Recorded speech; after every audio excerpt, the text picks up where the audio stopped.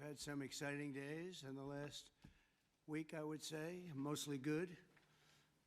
Some of the things you're reading about in Los Angeles, thank goodness we sent out some wonderful National Guard. They've really helped in a lot of problems they were having out there.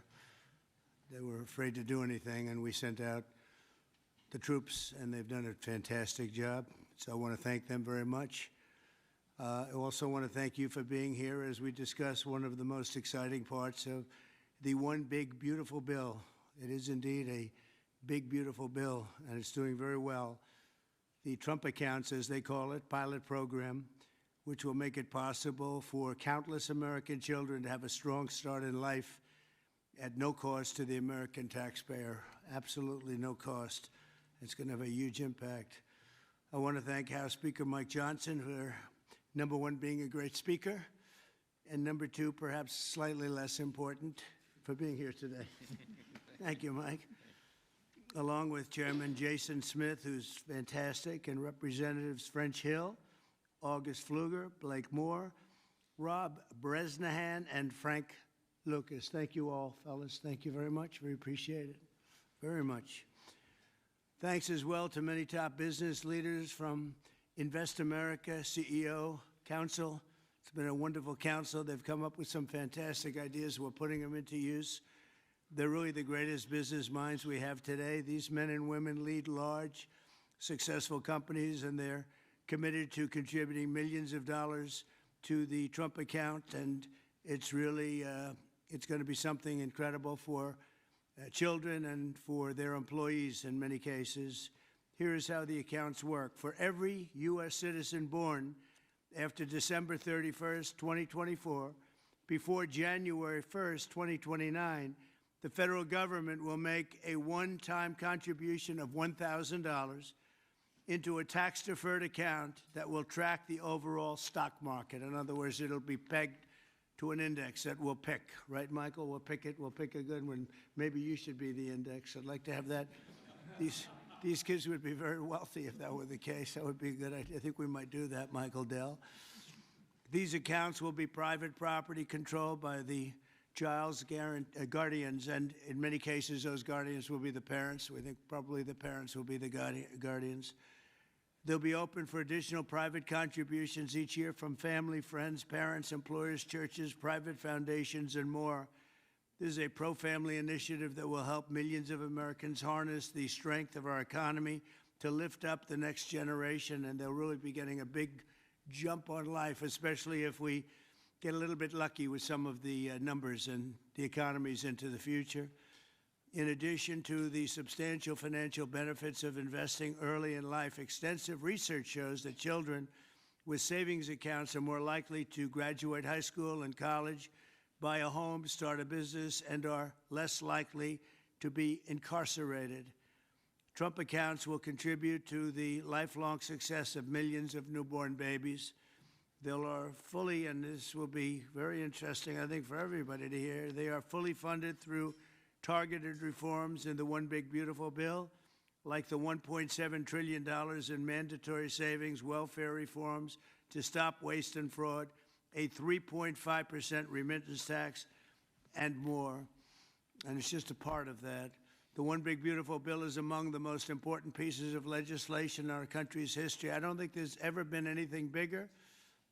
And I think it's going to go down as certainly one of the most important things we'll ever have done.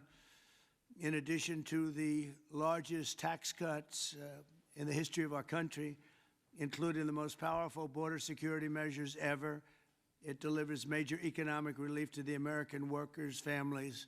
And there are so many things. Rebuilding our military, we built it just 8 years ago we started and did a great job, but now we have to rebuild it again, plus technology change. All of a sudden it's about drone.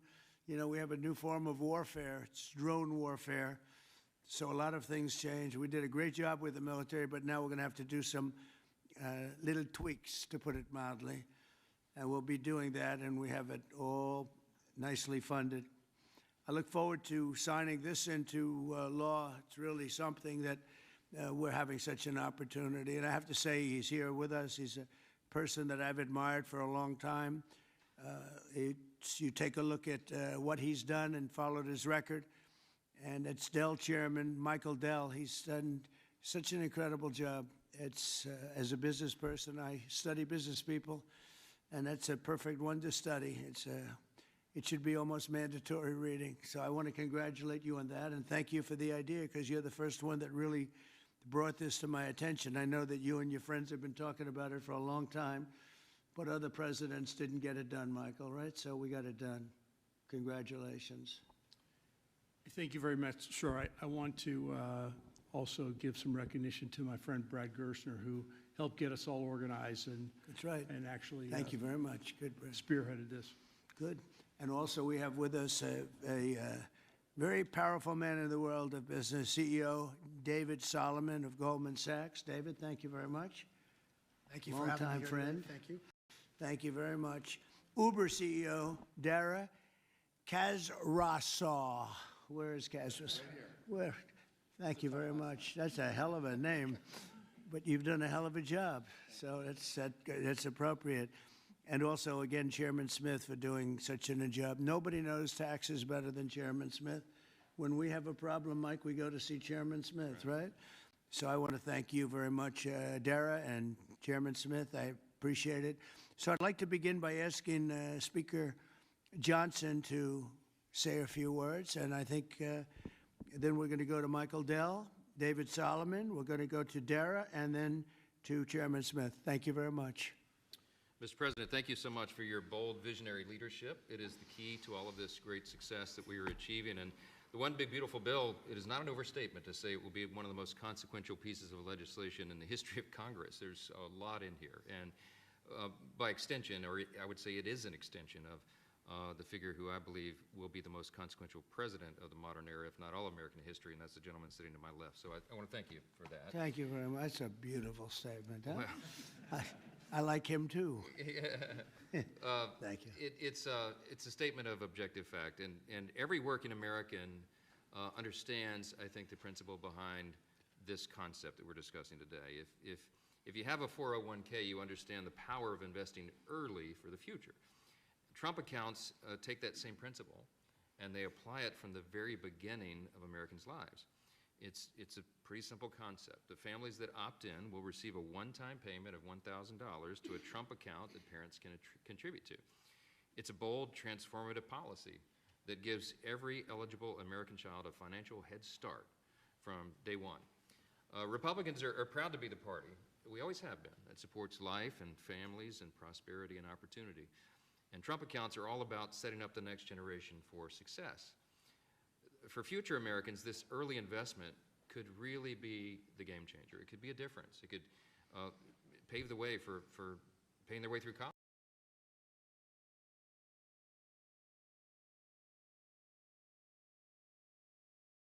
Earth will put these Americans in a better position than over half of American adults who sadly have no retirement savings at all.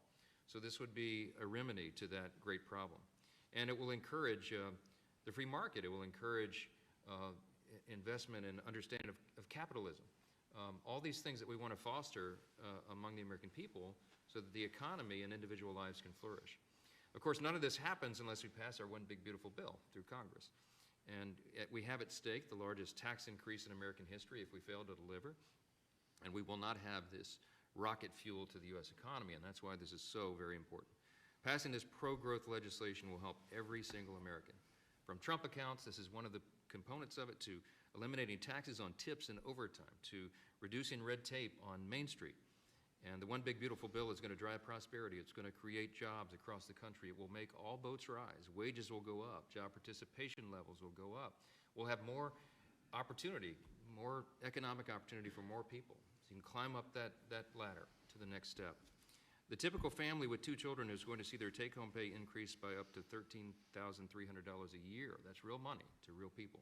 This legislation is geared for hardworking Americans, and it is going to help everybody. And we are excited to deliver it. It can't happen soon enough. We are very close now to that finish line. After about 14 months worth of work that's gone into this, we're excited that we're almost there. Mr. President, thanks again for your leadership, to all the great leaders around this table for all that they invest to our economy and our country and its government. And I will, as we say in the House, I'll yield back. Thank you very much, Mike. I appreciate it. And again, for a great job. Thank you very much. Michael, please. Thank you so much, Mr. President. I believe this is an incredible moment for all of us here today, and it's wonderful to be with some of the leaders of the most successful companies in the world as we come together to invest in the future of our country. We see the Invest America Act and the establishment of these Trump accounts as a simple yet powerful way to transform lives. Decades of research have shown that giving children a financial head start profoundly impacts their long-term success. With these accounts, children will be much more likely to graduate from college, to start a business, to buy a home, and achieve lifelong financial stability. Dell Technologies is proud to be one of the very first companies to support the Invest America Act, a bill that provides every child with a $1,000 seed investment account at birth. This is a straightforward step with enduring benefits. Following your inspiring lead, Mr. President, Dell Technologies will match the government's contributions, dollar for every child born to a Dell team member. This isn't just a new benefit. This is an investment in our people, their families, our communities, and America's future. And it embodies our core belief that opportunity should begin at birth. My wife, Susan, and I, also through our family foundation, have been closely studying the Invest America Act. And assuming that it becomes law, we expect to make a very significant gift. We view this initiative as a powerful platform for philanthropic innovation aimed at helping children thrive wherever they come from, particularly those families who have been historically left behind. Mr. President, you articulated it perfectly. These Invest America accounts will give every new American child a genuine opportunity to participate in history's greatest engine of economic growth, the American economy. The funds in these accounts invested in American enterprise and innovation will grow over time into substantial nest eggs, providing support for education, home ownership, and starting families. The ability of families, friends, benefactors, and employers to match the government's generosity amplifies the life-changing potential of this initiative. Thank you, Mr. President, for your visionary leadership on this critical issue. These Invest America accounts will profoundly impact countless young Americans, ensuring they truly benefit from what Abraham Lincoln described as the right of every American, the right to rise. Thank you. Thank you very much, Michael. And we really have come a long way since you came to see me about 6 months ago with your beautiful wife. We had a nice talk. I said, that sounds pretty good. Let's think about that. And it's everybody I've spoken to about it, they can't even believe it. And because of great politicians and political leaders like we have, I think this is going to go quickly, very well and very quickly. So I appreciate it. Thank you very much. David Solomon, please. Thank you, Mr. President. I'm thrilled to be here with everyone and excited to participate in this important and timely discussion. I'd also like to acknowledge the efforts of so many in Congress on this very significant issue, and in particular the members here, and particularly the leadership of Senator Cruz and Representative Moore, who have played a big role in helping drive this forward. We also wouldn't be here today without the leadership of Brad Gerstner and Michael Dell in really having the vision, the energy, the passion, the commitment to help move this forward. So thank you both. There are many reasons why the United States has the largest and most dynamic and most innovative economy in the world. But one of the most important is the fact that our system of democratic capitalism incentivizes a culture that does not penalize people for taking risks. In fact, it incentivizes people to have a vision to go out and attract funding that's necessary to make their vision a reality. It is no mistake that many of the most important and innovative companies in the world today started in a parent's garage or on a college campus or in any one of a number of unlikely places in the United States. One of my worries is that our current and future generations of young people don't fully appreciate and aren't as educated as well as they can be on markets and capitalism. And while capitalism is not perfect, it helps fuel the American dream.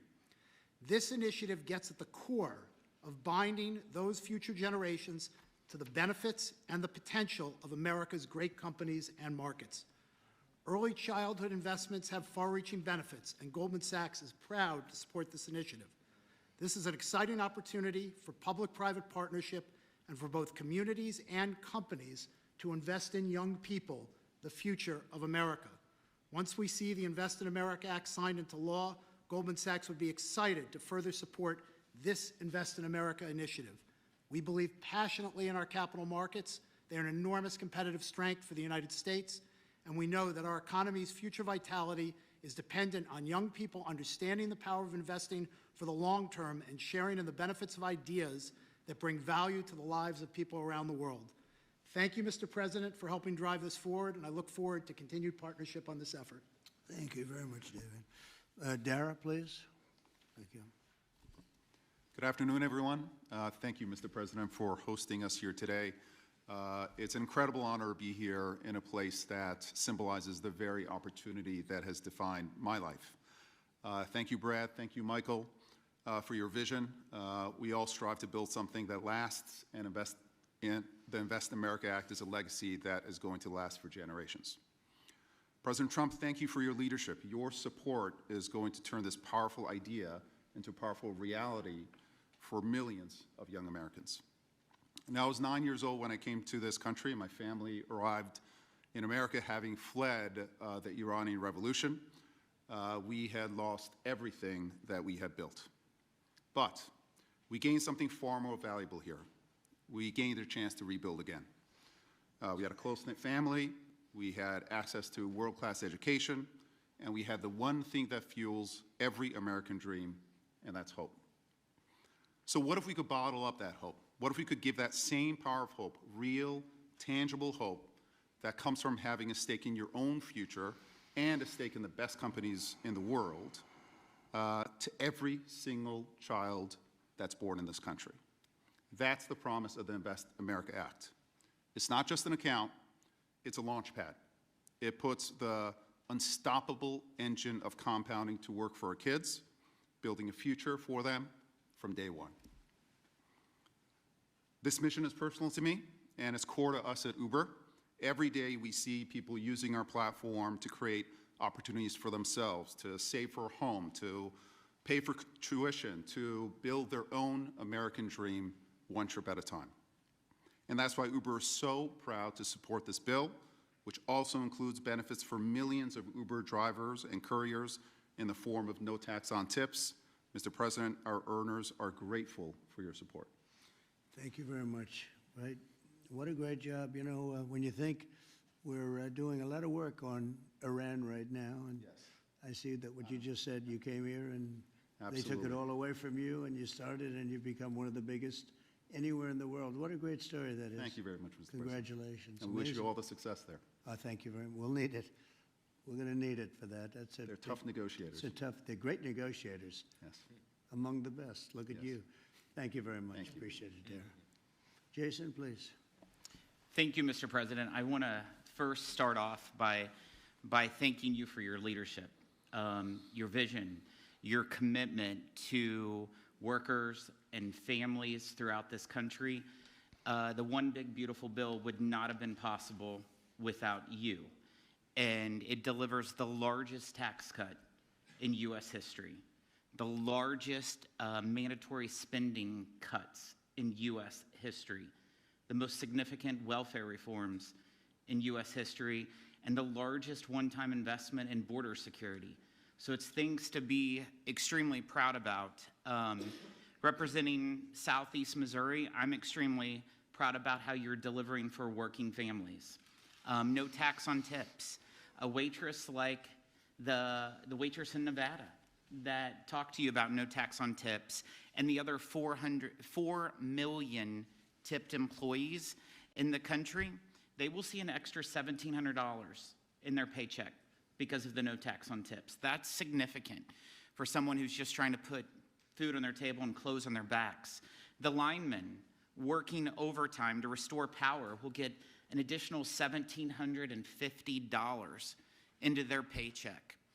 Seniors will get $72 billion in tax cuts. The Trump investment accounts will be a game changer for new parents, even before their newborn baby can walk or talk. Their child will have money saved to one day learn a trade, start a business, or to buy a home. Every child born under this policy will have a better shot at a future. It does not matter if they live on a city block or on a county road.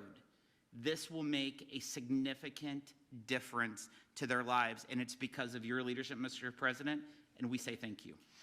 Well, thank you very much, Jason, and hopefully we're going to get that through, and we have a certain date picked out, an ideal date. If it takes a little longer, that's okay, but ideally we're going to get by a certain date. And again, I think it's one of the most important pieces of legislation we've ever had before us and that the country's ever had. I'd like to ask, if I might, Brad Gerstner, one of the most successful people in our country.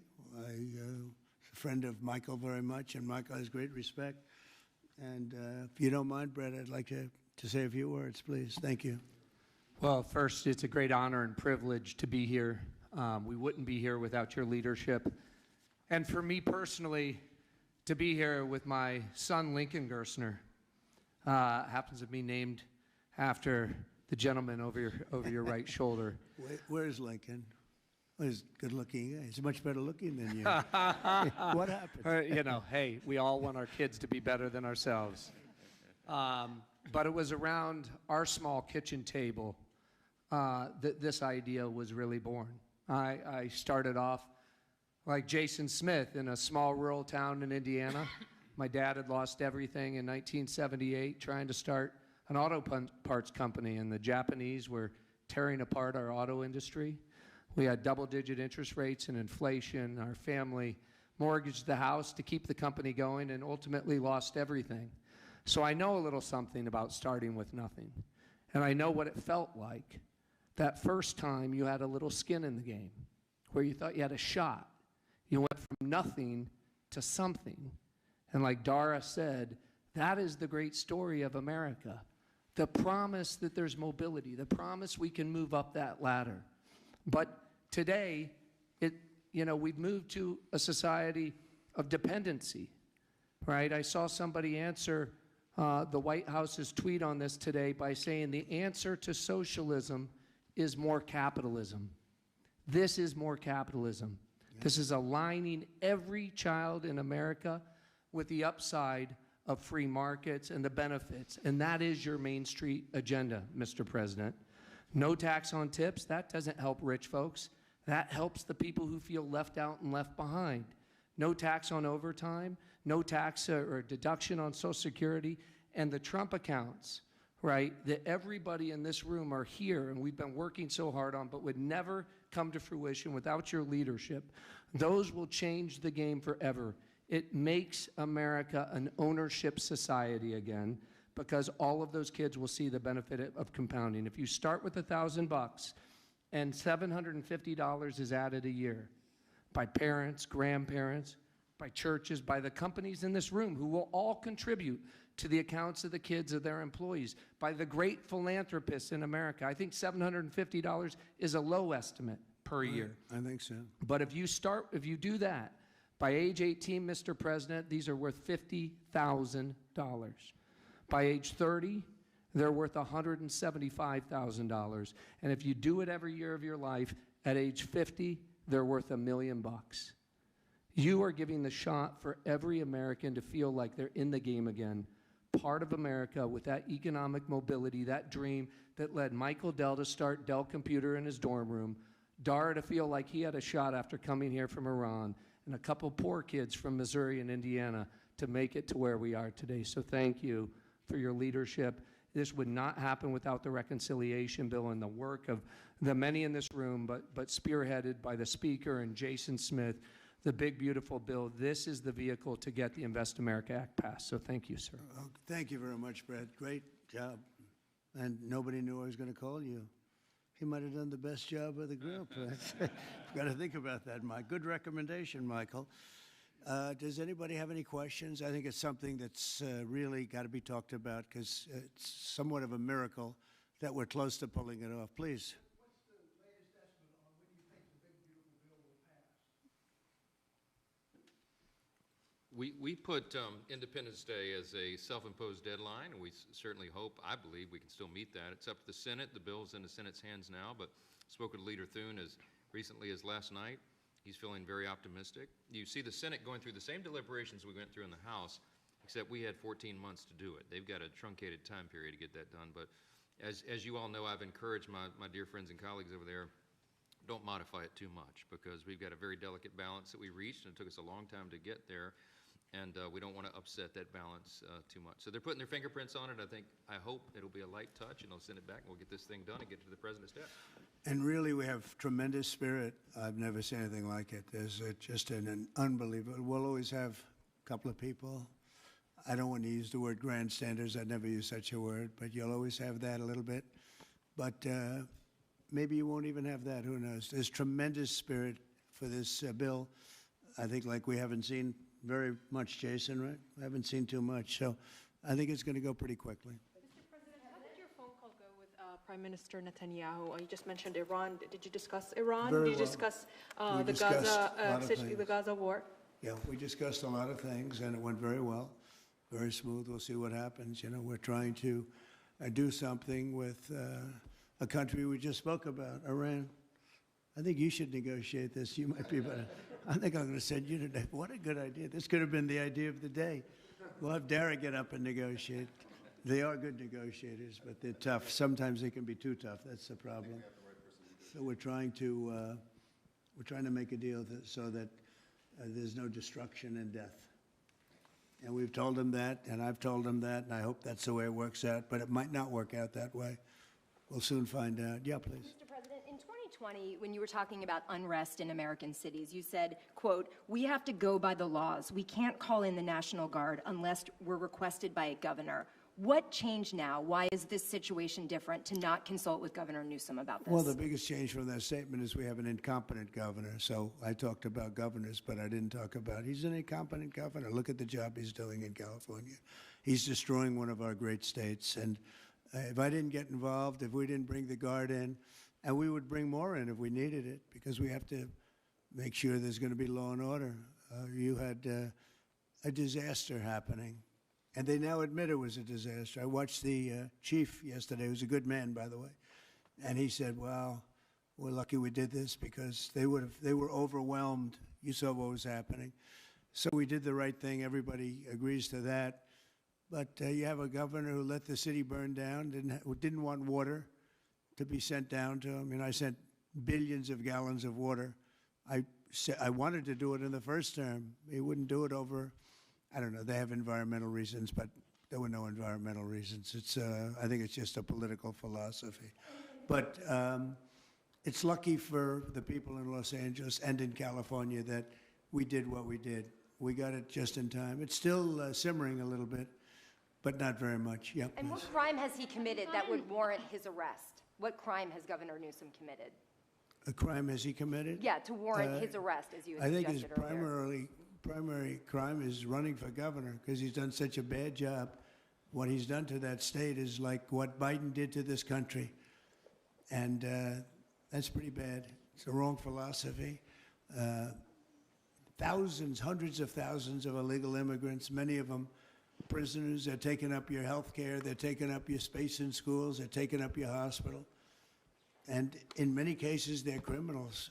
And we have to do something about it, and we're doing something about it. I want to thank the incredible patriots of ICE and Tom Homan, who has been incredible, and Kristi Noem, likewise incredible. The job they're doing, and it's like an unforced error. There was no reason for this. 21 million people were allowed into our country, and many of those people were criminals, and it's a shame. It's a shame, but we're getting them out, and I will say, I think it's a 95-5 issue, just like so many other issues, 95-5. And the Democrats lost an election in a landslide because they're on the wrong side of the issues. I mean, it's not even conceivable that somebody would do the kind of things that he did. And then, you talk about projects. They want to build a train going from San Francisco to L.A., and it's costing hundreds of billions of dollars more than they thought it was going to cost. It's not even believable. To Brad and to people sitting here, would you believe that a train it was going to cost X dollars, and it might be 100 times X. Would have paid for this for about 50 million American children. You're right. 50 million American children instead of a 3-mile train track that never got built. We could have put Lincoln in charge with no experience. He would have done a good job. I guarantee you that. All right, please, Peter. Mr. President, have you gotten an Yeah, update Peter, from Peter, your Peter, go ahead. negotiating? Thank you, President Trump. So it seems like Gavin Newsom likes the attention that he's getting right now from I do, you. yeah, I think It he seems does. like he does. If you look at recent history, somebody who was running for president, you, who got arrested and had a mugshot, you could make the argument that politically that wound up helping you. Are you worried at all at this moment that talking about him getting arrested could be helpful to his political prospects? Because a lot of people think he wants to be sitting right where you are. Well, in my case, it was a witch hunt, and everybody knew it. And I was able to explain that during the process. Otherwise, I wouldn't be sitting here right now. And it was a total witch hunt. It's proven to be a witch hunt, and you see what's happened. In his case, it really is very obvious. You look at what's happened between the fires, I could name 10 things right now. We talk about the trains. We talk about all of the costs in California. You talk about all of the people that are flowing in, destroying life for everyone else. So no, I don't think it's going to help him. I think it's actually very bad for him. And right around the time that we were walking in here, the governor and the state attorney general said that they're going to sue you for sending the National Guard in. They're saying there's no invasion, there's no rebellion. The president is trying to manufacture chaos and crisis on the ground for his own political ends. Federalizing the California National Guard is an abuse of the president's authority under law. Well, But- you know, it's interesting. You watched the same clips as I did. Cars burning all over the place, people rioting. And by the way, we stopped it. We were able to make it much better, but it still looked pretty bad. And in watching clips last night, people were saying, this is really a big problem. And until we went in, if we didn't do the job, that place would be burning down just like the houses burned down. They were in big trouble last night, Peter. You know it. And the night before, and the night before that. And I feel we had no choice. I don't want to see happen what happened so many times in this country. I watched Minneapolis burn. Look at what happened in so many different parts of California. You take a look at what happened in San Diego. There's so many different places where we let it burn. We want to be politically correct. We wanted to be nice. We want to be nice to the criminal. And what you're doing is destroying the fabric of our life in this country. No, we did the right thing. We've been given credit by people that I would least suspect. Why I would say that some of the people that came in and said, thank goodness, they said, some of them, thank God that Trump got involved. And I'm very happy I got involved. And I think Gavin, in his own way, is probably happy I got involved. Yeah, go ahead, Peter. What do you make of the fact that he says, you want a civil war on the streets of America? No, it's just the opposite. I don't want a civil war. Civil war would happen if you left it to people like him. And I liked him. You know, I always got along with him. Never had a problem with him. But he's grossly incompetent. Okay. London. Have you gotten an update from your team in London negotiating? What? Louder. Have you gotten an update from your team in London negotiating the China trade talks? We are doing well with China. China's not easy, just like your home country is not easy there. I think we're doing very well. They're over there now. I'm only getting good reports. It's a little early, but they'll be calling in soon. In fact, probably when I get back, I'll have my first call from them. We want to open up China. And if we don't open up China, maybe we won't do anything. But we want to open up China. It'll be a great thing for China, a great thing for the rest of the world. Are you willing to lift export controls when it comes to China? Did you give your negotiators any sort of limitation? We're going to see. Look, China has been ripping off the United States for many years. Nobody charged them 10 cents. No president had the courage to charge China for whatever reason. They didn't want to do it. I took in hundreds of billions of dollars. I put on tariffs on China when I got in first term. And we took in hundreds of billions of dollars. And then I did it again, but I did it for a lot of others. If you look at the stats, the deficit last month was cut in half. Everybody was shocked.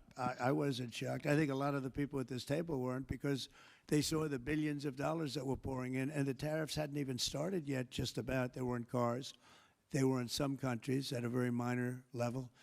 And we cut the deficit in half, and it was a big story a couple of days ago. They said, I don't believe, one of the announcers on a business network went wild, said, I can't believe these numbers. Those numbers are good. The numbers are going to be very good. I think we're going to have a great 4 years. You know, we had the greatest economy in history during my 4 years. I think this one's going to blow it away. Yeah. Mr. President, Go ahead, please. do you have a message for Greta Thunberg, and did she come up on your call with the Prime Minister today? Well, she's a strange person. She's a young, angry person. I don't know if it's real anger. It's hard to believe, actually, but I saw what happened. She's certainly different. Anger management. I think she has to go to an anger management class. Do you That's think my she was, primary recommendation for was her. she kidnapped by Israel, as she says? Was she I kidnapped? find it. I think Israel has enough problems without kidnapping Greta Thunberg. And secondly, are you going to Is get... that what she said? She was kidnapped She by did Israel? say that, yes, sir.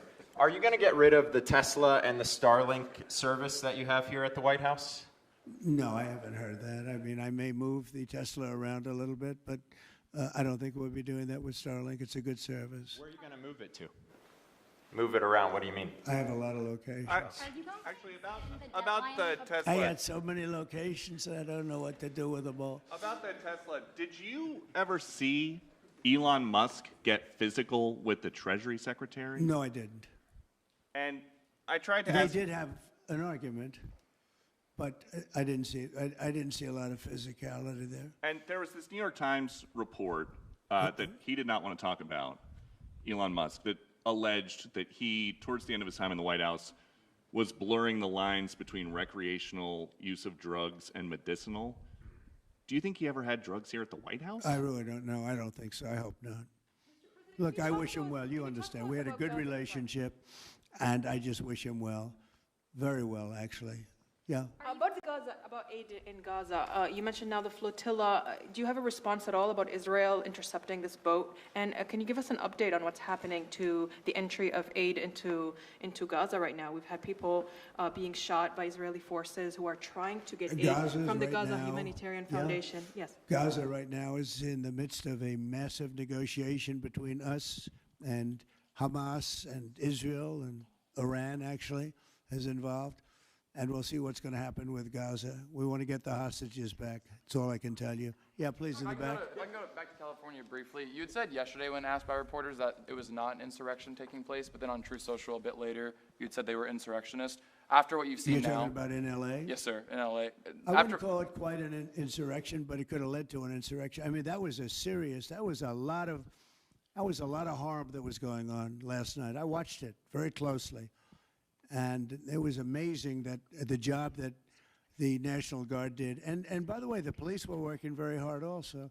But, you know, the police are given instructions to be politically correct. I said, no, you don't have to be politically correct. You have to do the job. And on Elon Musk, do you plan to speak to him on the phone anytime soon? I know some... Which one? On Elon Musk, do you plan to speak to him on the phone anytime soon?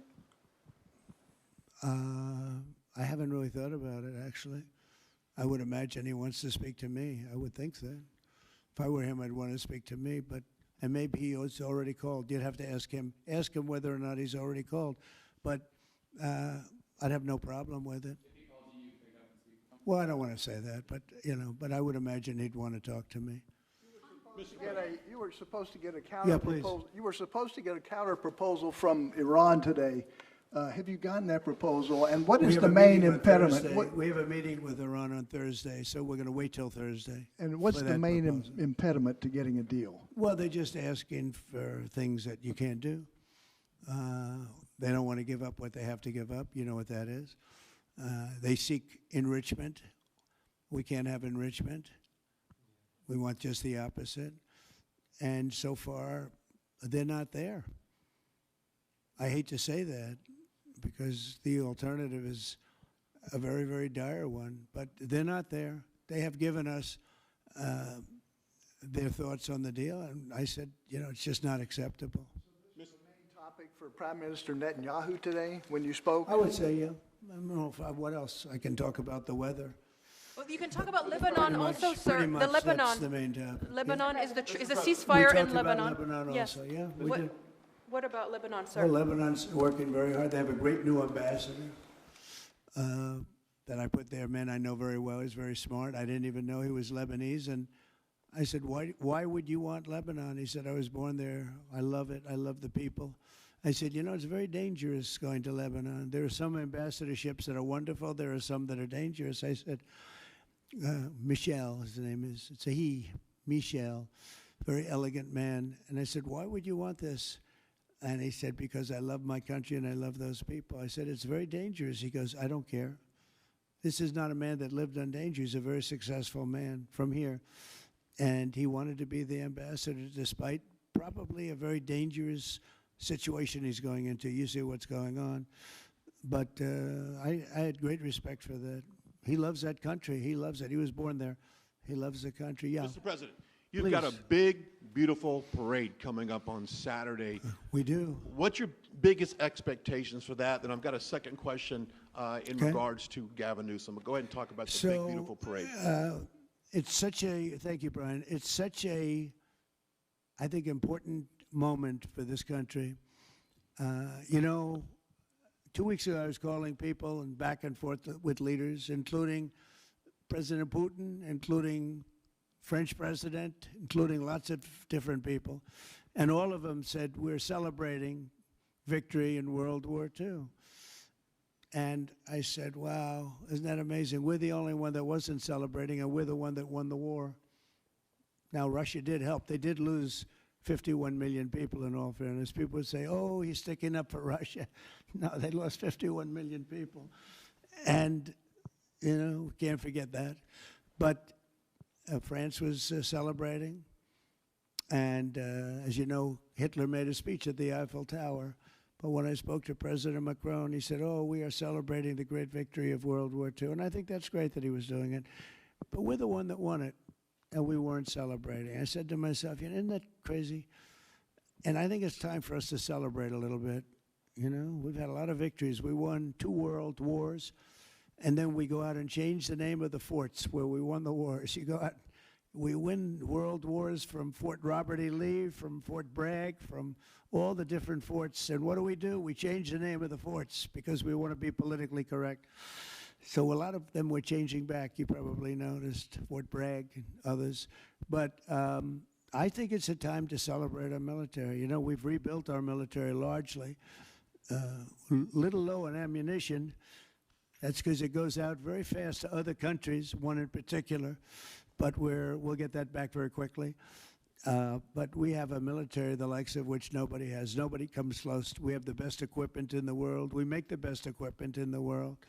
There's no military like our military. We showed that with ISIS. I was told by the television generals it would take 4 years to win, and we did it in 3 weeks. And it was headed by General Raisin Kane, who's now the chairman of the Joint Chiefs of Staff. He's great. Just left him. No, I think it's time that we celebrate. And I sort of have to laugh at these people. Well, you know, you're going to spend a lot of money. A lot of that money is being paid for by me and people that make donations. I don't know if you know that. A lot of it won't even come out of the military. I think I can say that, Susie, right? We have people putting up money to do it. Not that it's necessary, because I think it's a great expenditure. We have mini tanks. We have all sorts of new ones and very old ones, old from World War I and World War II. It's really a celebration of the Army. So the Army is a year older than the country. So next year we celebrate 250 years, but we're celebrating the Army on Flag Day. And it's not my birthday. It is my birthday, but I'm not celebrating my birthday. I'm celebrating Flag Day. It happens to be the same day, so I take a little heat. But Flag Day is the appropriate date. And we're celebrating 250 years of the Army, a great service. And remember, you know, think of it. We won so much. We won World War I, World War II, so much else. And then we became politically correct. But I can only tell you that I was told that ISIS would take anywhere from 4 to 5 years, and we did it in 3 weeks. You were there, you watched, right? We have the greatest military in the world. Nobody can beat us. As long as we have our right leadership, nobody can beat us. If we have stupid people running it, like you had in Afghanistan, when you look at that, first of all, Afghanistan should have been an easy victory as a war, but we were so sad the way we fought it, so ridiculous. We fight not to win, but we didn't used to be that way. And we're celebrating, because I think the day in Afghanistan was the saddest period of time in the history of our country. That was a Biden mess with bad generals like Milley and others. They were bad. They were incompetent generals. I know all the good ones and the bad ones. We got rid of most of the bad ones. But it was time to celebrate, and that's what we're doing. So it's on June 14th, and it's going to be a parade the likes of which I don't know if we've ever had a parade like that. It's going to be incredible. We have even though it's the Army, we have a lot of those Army airplanes flying over the top, and we have tanks all over the place, and we have thousands and thousands of soldiers going to bravely march down the streets.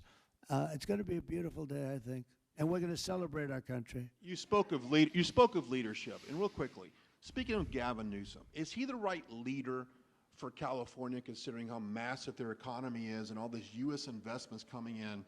Is he the right governor and leader for the future of California and for U.S. investments? I don't think he is. I mean, I think he's done a terrible job. And, you know, he's a guy, I always got along with him. You look at his past statements about me. I was a great president. I always took care of California, you know, all that.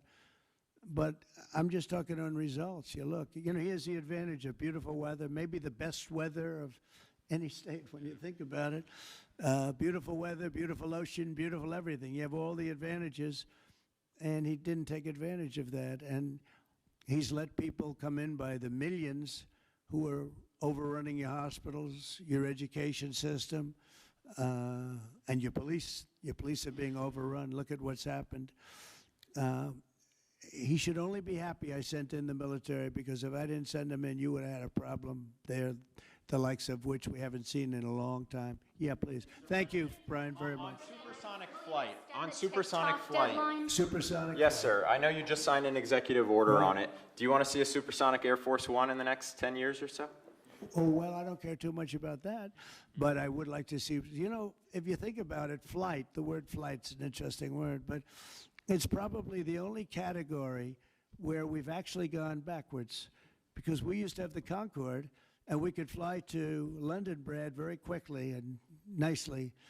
And today it takes you 2 times and 3 times as long. It's the only thing where we've regressed.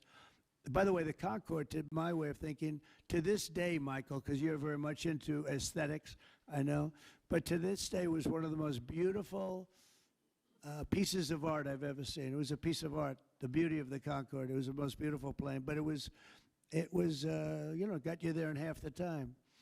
Now you spend a lot of time, and there's no reason for it. Because, you know, they have the sonic boom. It's not a huge problem, but they have the sonic boom thing pretty well figured out. The technology changes, the change in the skin, the change in weight, all of the other things. There's no reason why we shouldn't do great. So we are making it possible for them to do supersonic and get us back on the track. I mean, think of it, 30 years ago, we actually had planes that flew much faster than we do now. It took you half the time to get to a location. So we've regressed, and we're going to progress. Mr. President, Mr. President? Sort of an amazing thing, isn't it, though? We've gone backwards. On Wall Street, they haven't done that. If Goldman Sachs was like that, you wouldn't have Goldman Sachs anymore. Mr. President, are you planning to deploy Marines? Are you planning to deploy Marines in California to address the situation in Los Angeles? Are you going to deploy Marines in California? We'll see what happens. I mean, I think we have it very well under control. I think it would have been a very bad situation. It was heading in the wrong direction. It's now heading in the right direction. And we hope to have the support of Gavin, because Gavin's the big beneficiary as we straighten out his problems. I mean, his state is a mess. And I'd like to get somebody involved in the rail, because, look, personally, it should have never been built, because you can fly there for $2, and what are you doing? They're doing that. You could drive. You could do lots of different things. You know, if they did a study, if you gave every passenger the finest limousine service in the history of our world, the most expensive chauffeur-driven, white-glove limousine service back and forth, we would have saved billions of dollars as opposed to building this monstrosity that's going up. And I've never seen anything. You know, I've seen cost overruns. I'm a I'm a person, I've always done well on cost overruns. I don't have them. But I will tell you, I have never seen cost overruns. You see them where they're 20% more, 50%, 100% more. These are thousands of percent. Nobody even knows. They have no idea. And it was supposed to be from San Francisco to Los Angeles.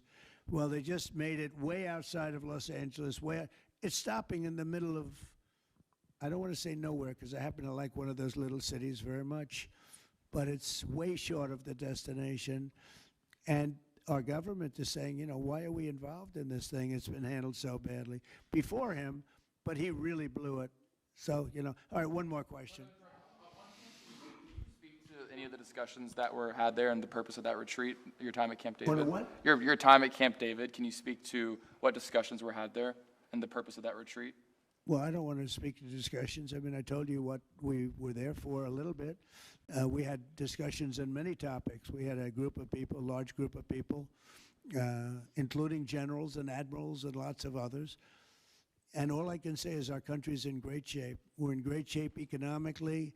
The bill that Mike and Jason and all the people are working on is going to be, I think, amazing. I think it's going to be one of the most important pieces of legislation we've ever had in this country. It's going to do things that you wouldn't believe.